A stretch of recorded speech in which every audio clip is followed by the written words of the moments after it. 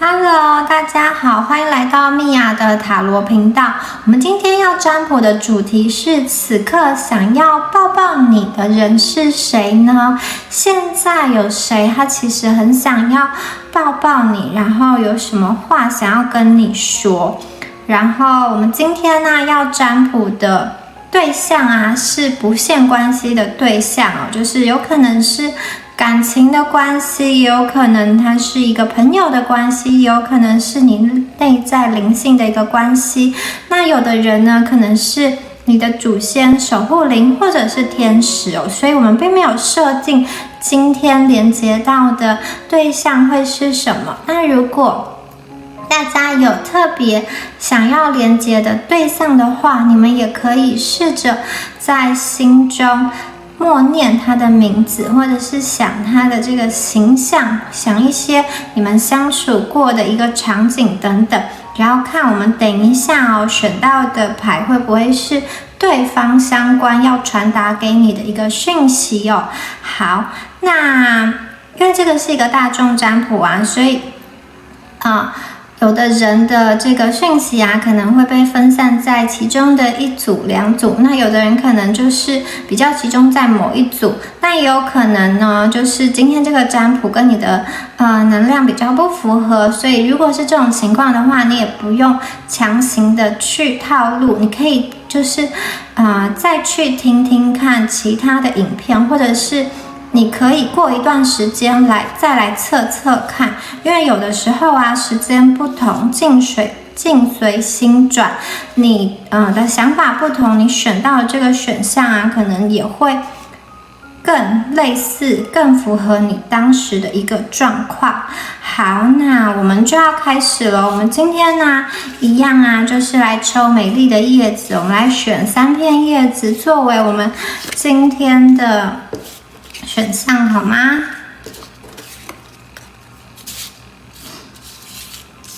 好，我今天选到这3片叶子来作为我们这个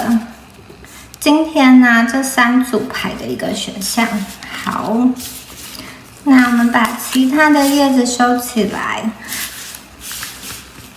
好，这是我们今天呢选到的这3片叶子，左边、中间跟右边。那大家你第一眼呢，直觉想要选哪一张叶子，然后你再看一眼，是不是还想要选同一张叶子，或者是你会在2组之间犹豫呢？没有关系。那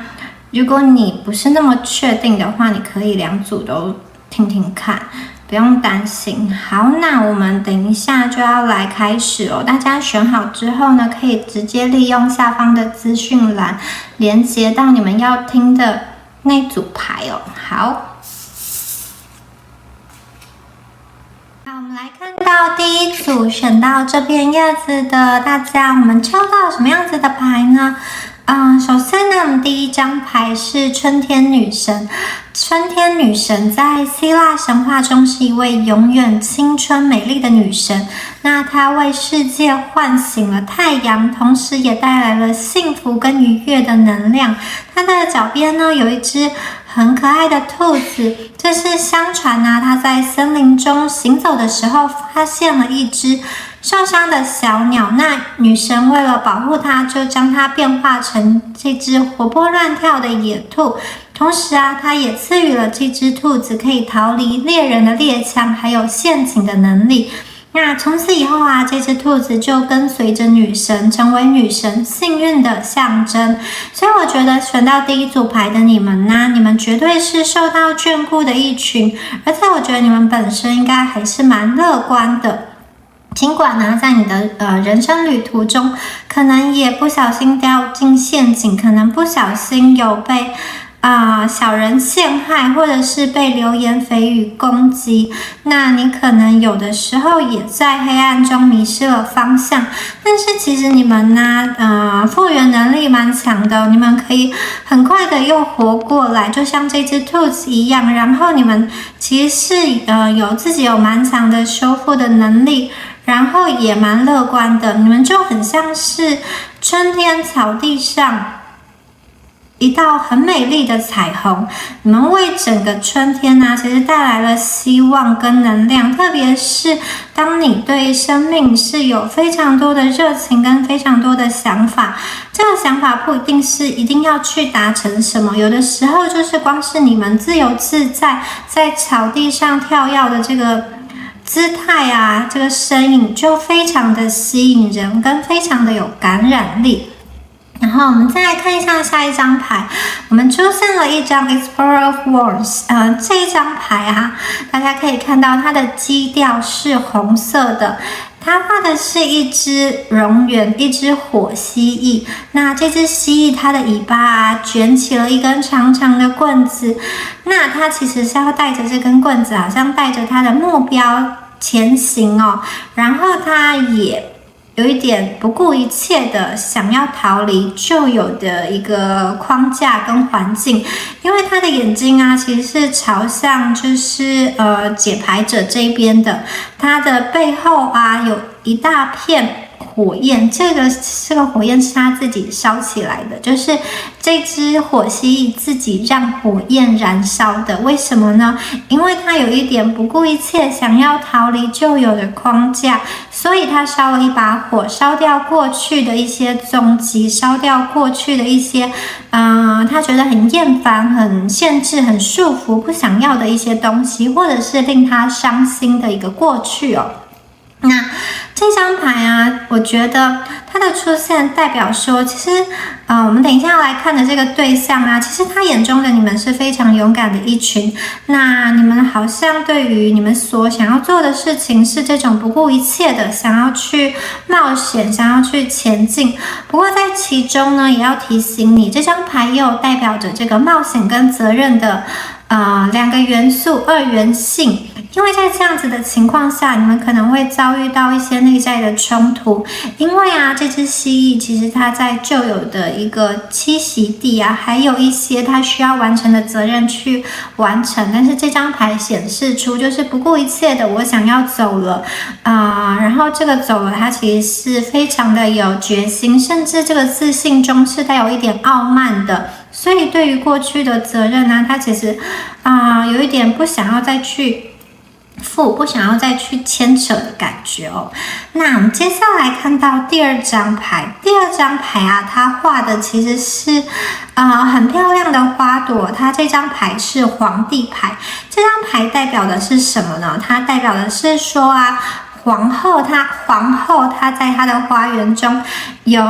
她建造了一个很漂亮的花园，在这个花园中种植了非常多她喜欢的花朵。可是在这其中啊，怎么冒出了一朵国王的罂粟花，也在皇后的花园中呢？而且这个罂粟花一开始是一朵，可是怎么越来越多朵了呢？那这个国王的罂粟花出现啊，其实并不是要去扰乱并不是要去造成分歧跟不一致，去破坏原本皇后的一个结构。事实上啊，两个人的花是可以互补的，也是很美的。那这张牌有显示出，等一下我们看的这个人，其实你跟他的能量是互补的。可是就是因为这个互补啊，有的时候你们会觉得这个是一个很难去磨合的东西，因为好像原有的结构跟生活习惯就被打乱了，有蛮多地方你觉得是不一样、很分歧的，然后在这其中常常会让你觉得有一点苦恼。这张牌出现的花朵是红色，红色其实也代表的是权力跟力量的象征。那这边要注意到的是，这个力量它可以是建设性，也可以是破坏性的。那就好的一面而言呢，国王啊，他其实他可以帮助皇后创造了一个空间，这个空间是有系统的，让这些美丽的事物啊可以受到保护，可以有条理的去发展。但是在比较不好的一面而言呢，其实国王的这些纪律可能是一个伤害跟一个控制。也就是说呢，在等一下我们看的这个对象，你们的关系中有阴阳这个能量哦。其实运作的好的话，你们可以是非常棒的一组互补，但是运作不好的话，也有可能会变成太过压迫跟伤害的控制。不过啊，这张牌告诉你说，你只要运用内在的主权，就是你其实可以像国王的罂粟花进来，是因为你允许了它进来，所以这个主权还是在你，是你让它进入到你的花园中，所以你呢才是这个开门的人。同时啊，你让它进来之后，这段关系要怎么发展呢？不一定是要按照国王的这个秩序，或者是你们其实也有你们的一个力量，可以去在这个花阵中去排出一个很美丽的互补的一个花朵哦。那我们接下来看到第三张牌，第三张牌是宝剑四。这张牌我觉得非常美，它画的是一个辽阔的雪地，然后非常安静的毫无一人的一个雪地。我们可以看到这张牌上积雪已经很深了，那在远景中有山，还有这种高耸露天的一个森林的树木哦。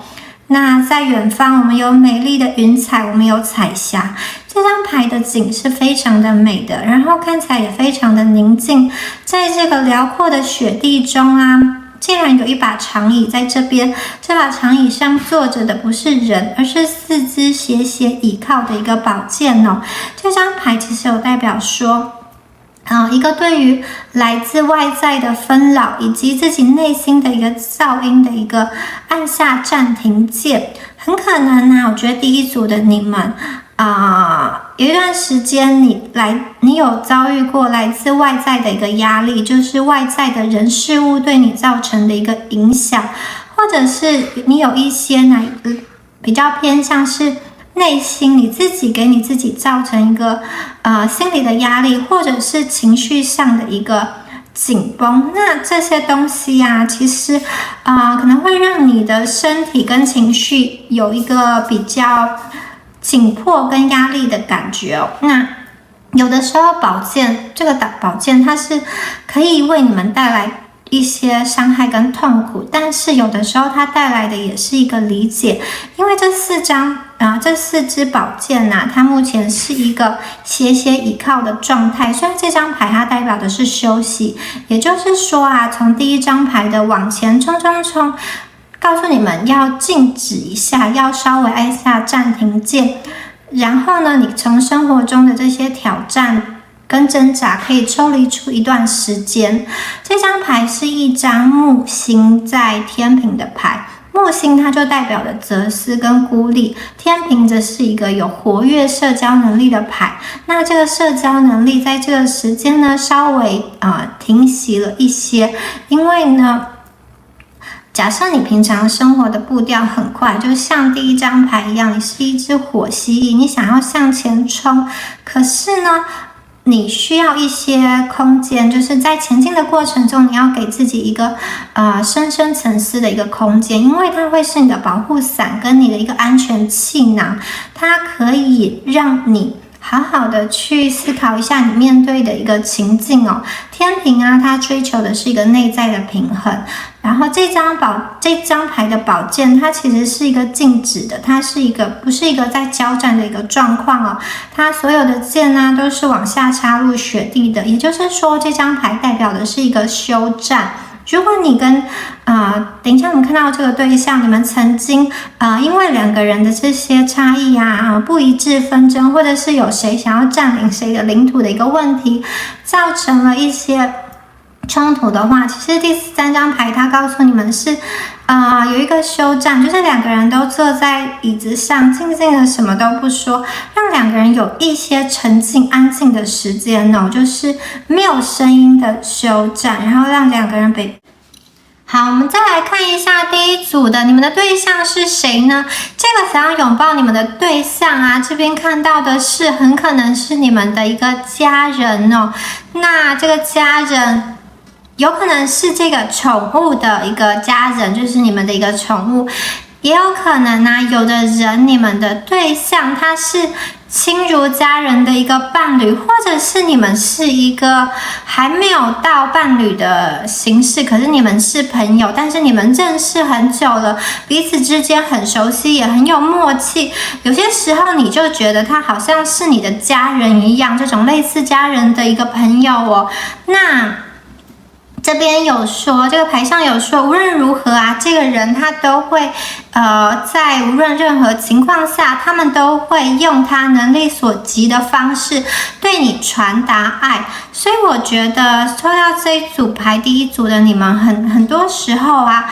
这个人可能是你们的一个老公老婆，或者是男朋友女朋友，以及呢一个就是跟你们相似很久，也许你们曾经是有过恋人的一个关系，或者是一个暧昧的关系。那这个人他某些时候很像是一个引导者，你的爸爸妈妈一样，他有的时候会提供一些协助给你，但有的时候他又好像是你的一个好朋友，就是他会跟你一起玩乐，一起花很多时间在一起，这样子的一个人。那有的人呢，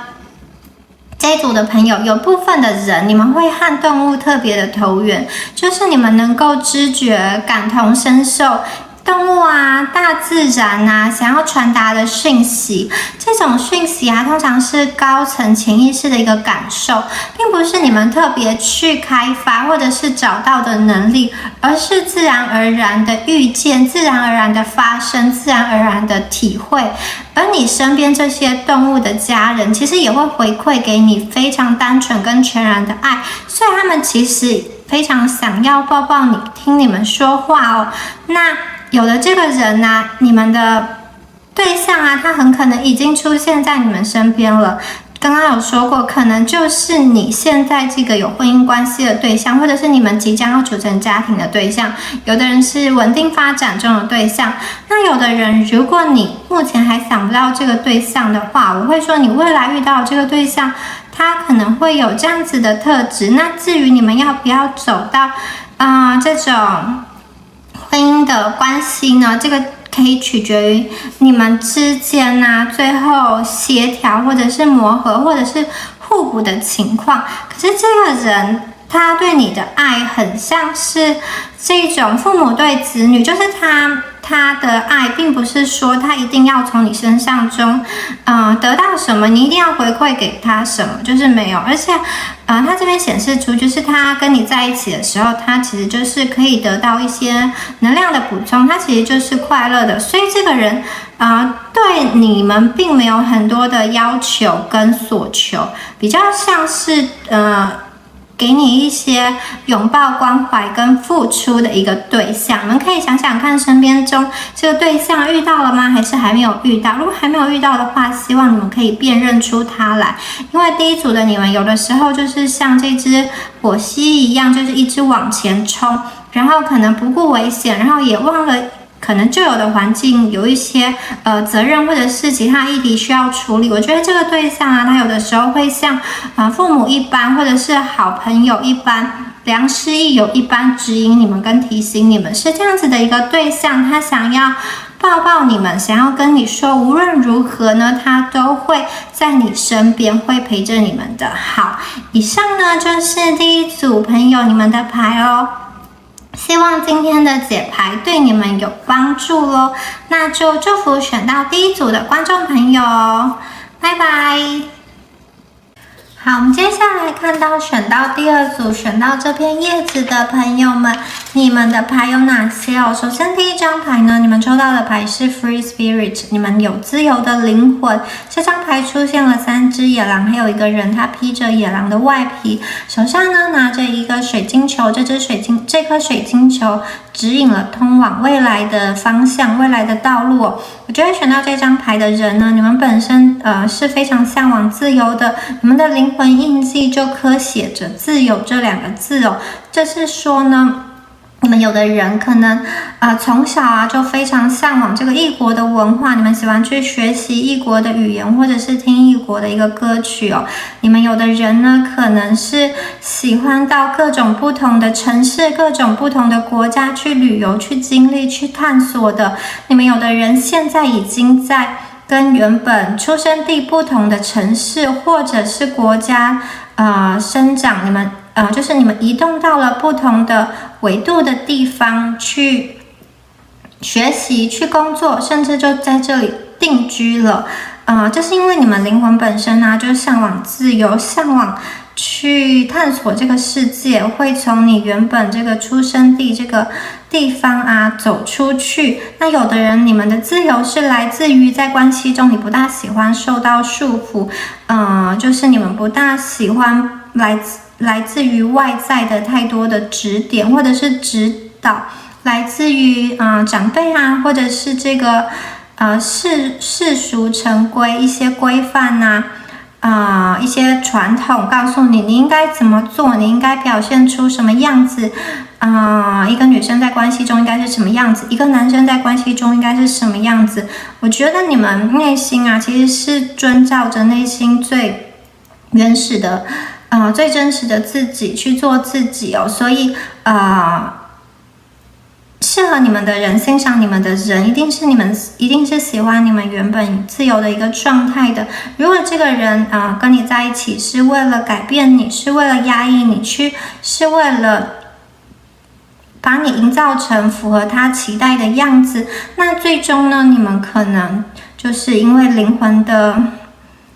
方向不同会分开。所以你们适合的人，他也必须去理解你们灵魂本身的一个特性哦。好，那大家可以当这个牌是一个验证牌哦。接下来我们再来看一下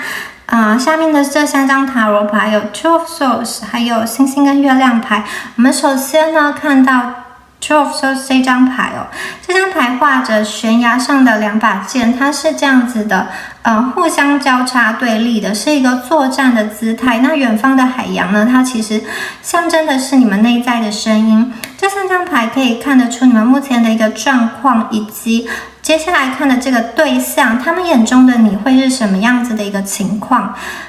你们可能有一些人是内心有2股力量正在拉扯，这个力量呢来自于有些人是这样子的，你们会怀疑你自己做的不够好，会在内心批判你们自己。有的人则是怀疑你的伴侣，或者是有的时候会对关系有一种没有信心的感觉。那有的人呢，你们的拉扯是来自于你是一个理智型的人，你对于每一件事情呢，你其实都会小心翼翼的、谨慎的去判断或者是质疑，你觉得这样子比较能够保护自己，比较不容易被骗。那这个力量呢，会和你们原始本身的这种比较天真、比较纯真的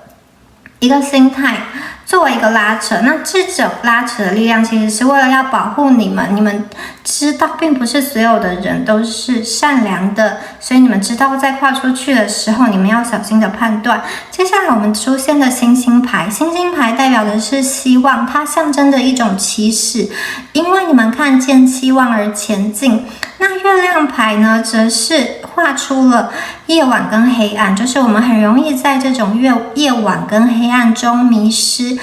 有一种迷路的感觉哦。它象征着内心的不确定性，有一些恐惧。有些人可能在生活比较混乱的时候，你很容易生气，或者是做噩梦。你们会发觉，有些人可能是发觉好像夜晚突然降临了，突然降临到你现在正在进行的一个项目，或者是降临到关系中。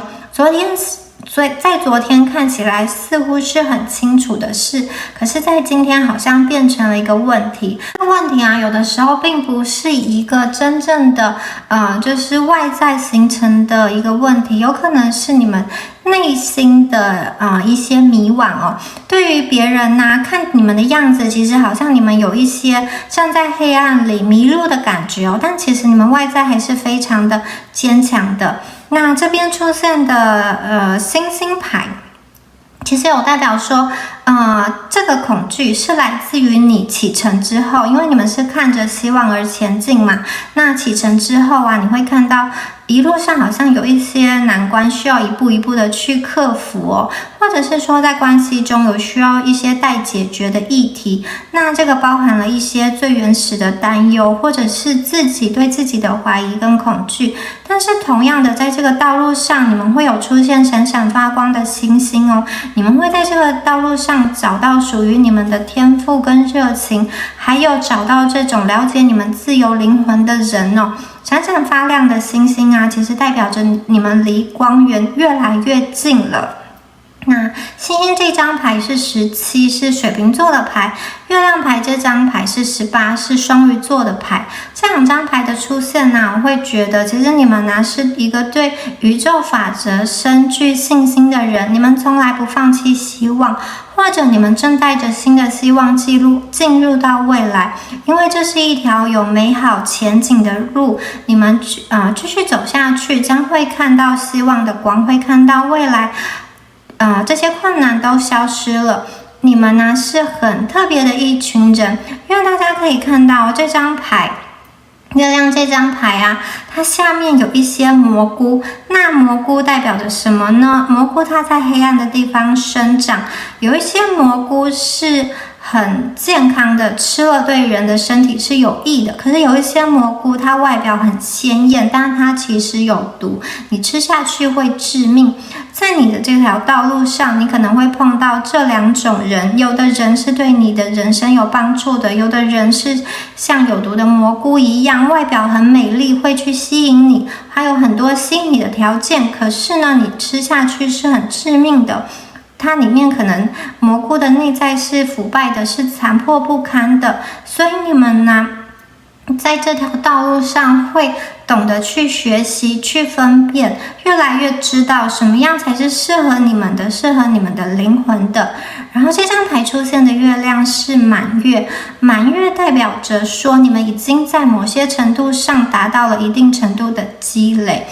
因为月亮啊，它每一天晚上的形态都不同嘛，从朔月、新月、眉月、上弦月，一直到达了满月，它的盈亏变化，每一个晚上都有不同的面貌。你们今天到达了满月，代表你们某一方面已经达到了一个很不错的里程碑，你们可以为自己鼓鼓掌，你们有一些小小的一个积累。那对方看到的你们也是这样子的，其实你们是很闪耀的一群哦。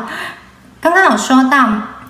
在这个道路上其实会有幸运星来保护你们，也就是说呢，你们生活中有的时候出现一些阻碍，或者是说关系中出现一些阻碍，它是为了要打磨你，就是将你从原本一个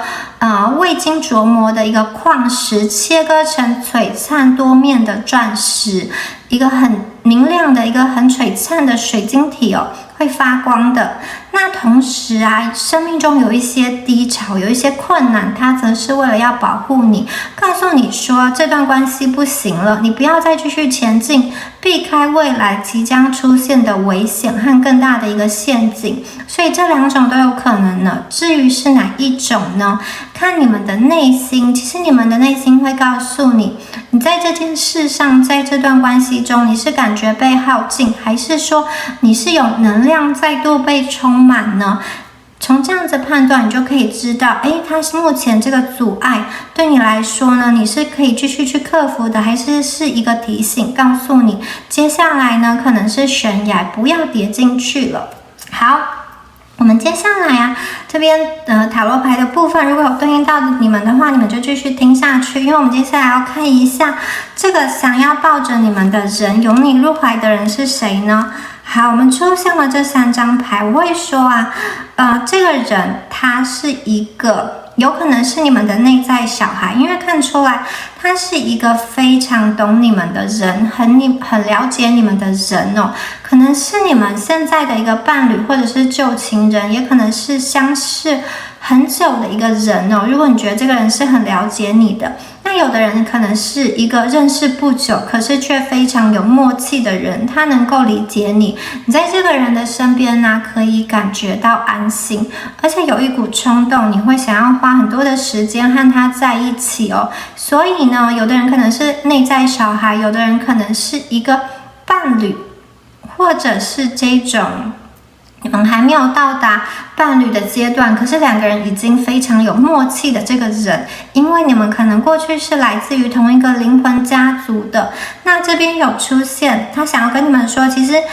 你一次前进的时候走一小步就可以了，不用给自己太多的压力，因为很多的一小步最终会累积成大大的梦想，你的梦想会成真。对于关系也一样哦，在关系的发展上不用躁进，它是慢慢的发展，就是一步一步的发展，一步一步的积累，最后这个美好的彩虹就会降临。那这张牌告诉你，你要聆听你内心真正的一个渴望，对，你们是自由的灵魂，你们必须要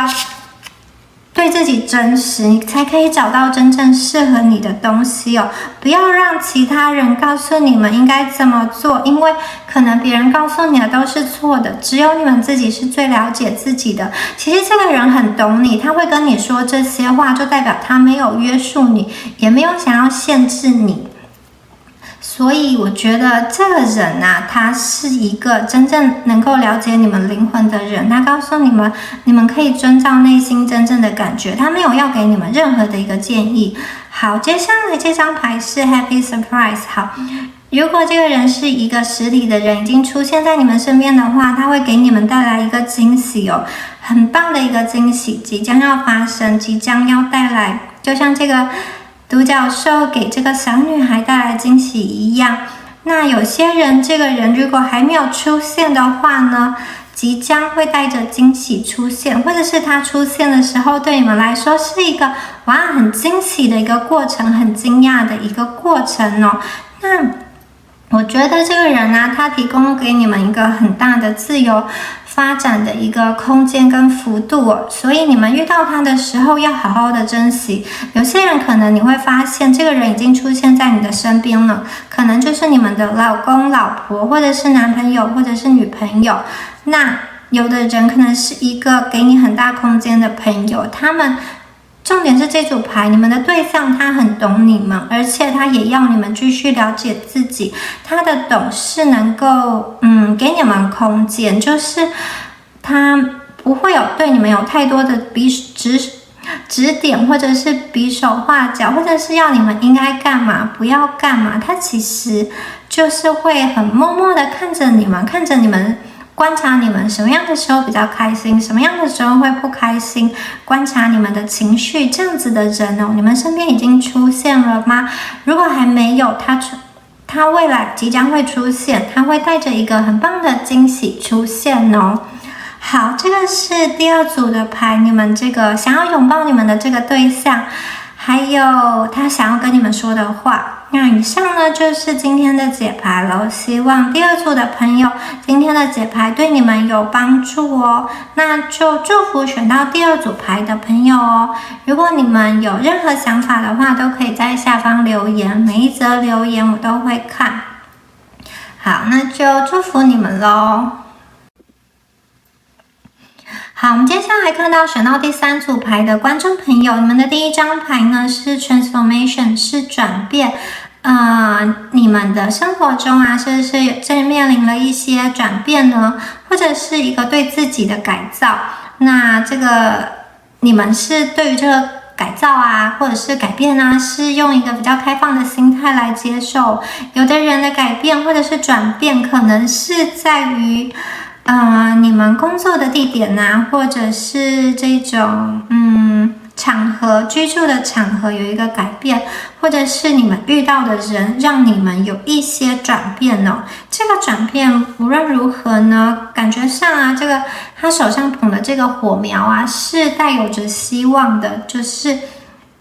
是一个好的一个转变。也许你现在看不出来，可是你会慢慢的明白这个转变是好的哦。接下来我们出现的牌是 Nine of Cups， 这张牌啊，它画的是一个在沙滩上的牌，然后沙滩上有9个圣杯，那还有一些这种海水慢慢的蔓延在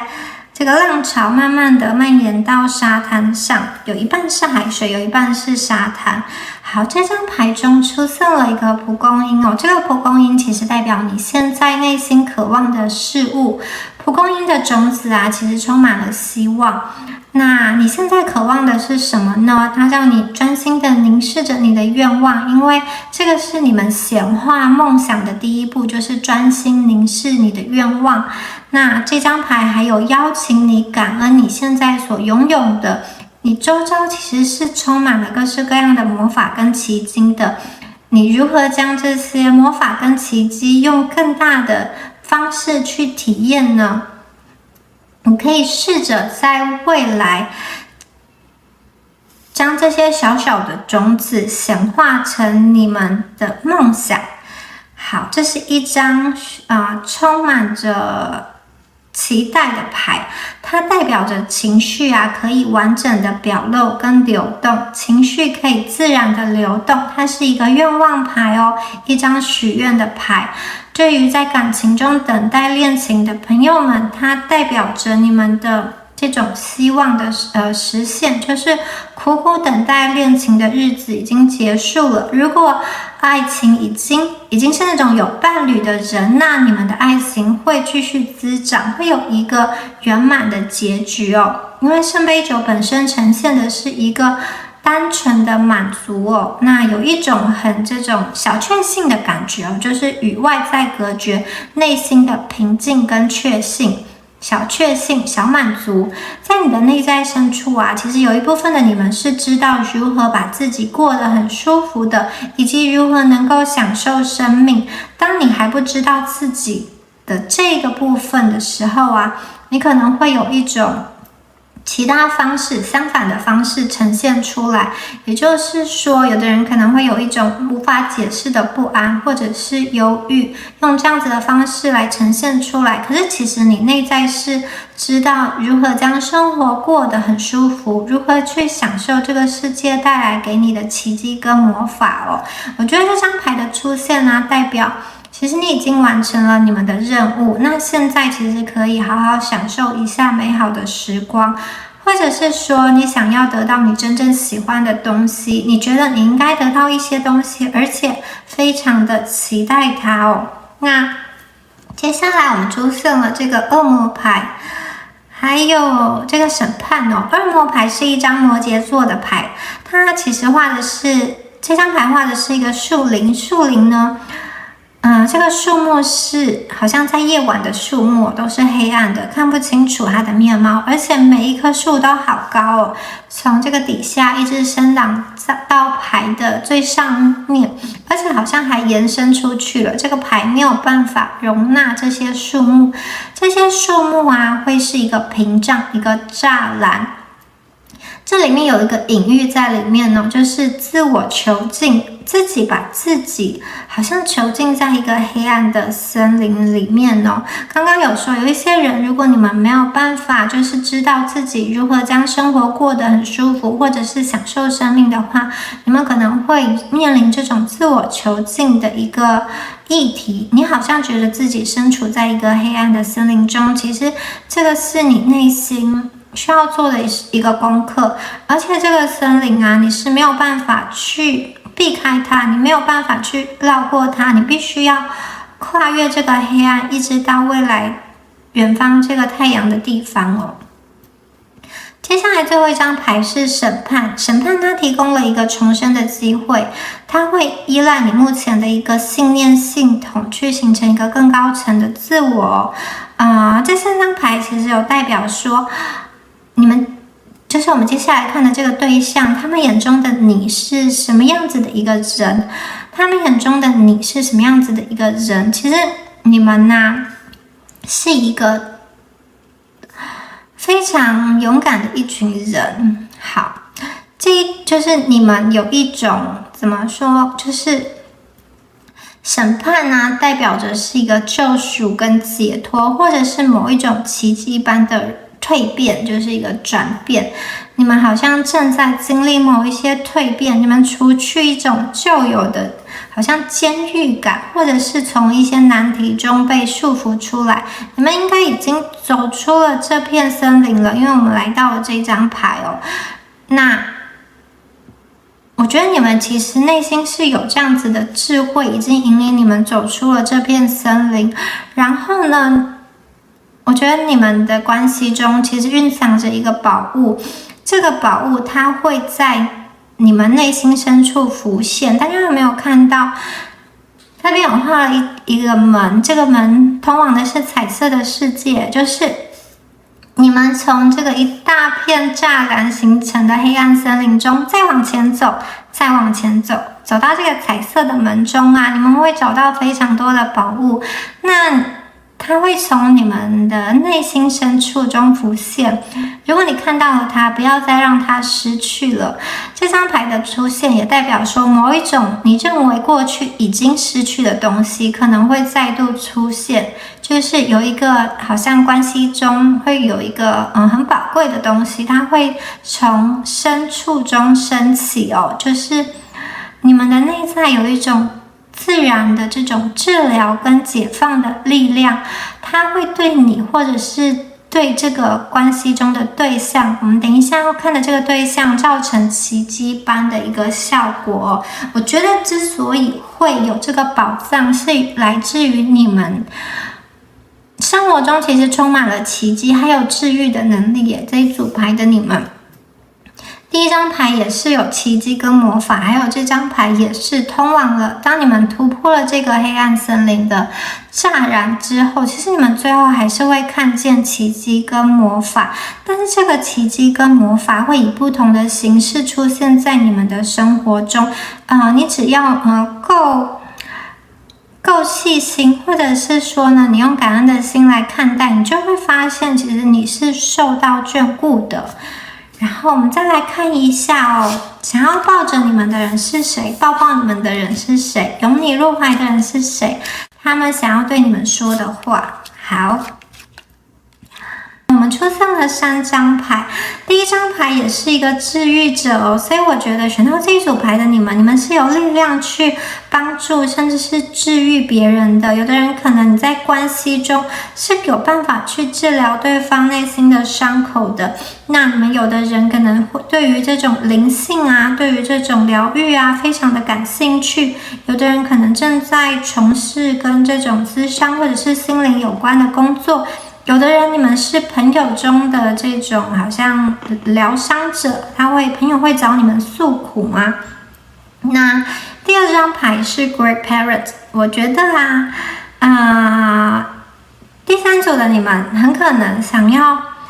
抱抱你们的人是你们的这个守护灵、守护天使哦，你们的一个祖灵哦，因为你们本身有一个很深的连接，跟你们的这一种家族啊、祖父母辈，或者是更高层的一个家族的一个关系。然后他想告诉你们说，你们是非常有天赋的一群哦，你们有非常多的一个才华跟才能。那有一些人，你们这个对象有一些人，如果你们连接到这个对象是你们感情的对象的话，那这个人他会像是你们的一个守护天使或者是守护灵一样帮助你们的人哦。我觉得他很可能是这种默默的暗恋你们，或者是默默守护你们的人呢。那有些人已经出现了的话呢，这个人的特质就是默默的守候着，他的话也许并不多，但是他好像从很久很久以前就一直在看着你们跟观察你们了耶。如果你们还没有相遇的话，也许他一直在找寻着你们哦。好，我觉得第三组的这个人比较像是守护灵跟守护天使，或者是说在感情中一个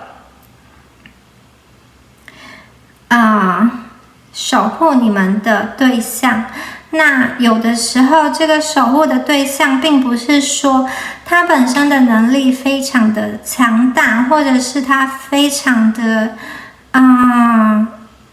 强壮。其实因为你们这边是治愈者，有的时候反而是你们来治愈他。可是无论如何，不管他的力量是大是小，他们是有这样子的心想要去守护你们，就是护持着你们，就是一路上保护着你们哦，看着你们的感觉哦。好，那我觉得你们可以在这个人身上实现刚刚说的奇迹跟魔法，也许是一段关系的奇迹跟魔法哦。我会觉得这个人他本身好像也是在灵性上会跟你们有所连结的人，很可能像是这种灵魂的一个伴侣，就是灵性上是相同的一个人哦。然后你们有治愈他的一个能力，就是他需要你们，你们也需要他的一个守护、守候。好，以上呢就是选到第3组牌的观众朋友，你们今天的牌卡还有相关的解说，希望今天的解牌有帮助到你们。那如果有任何问题或者是想法的话，都可以在下面留言。那就祝福选到第3组牌的观众朋友咯，我们下次见。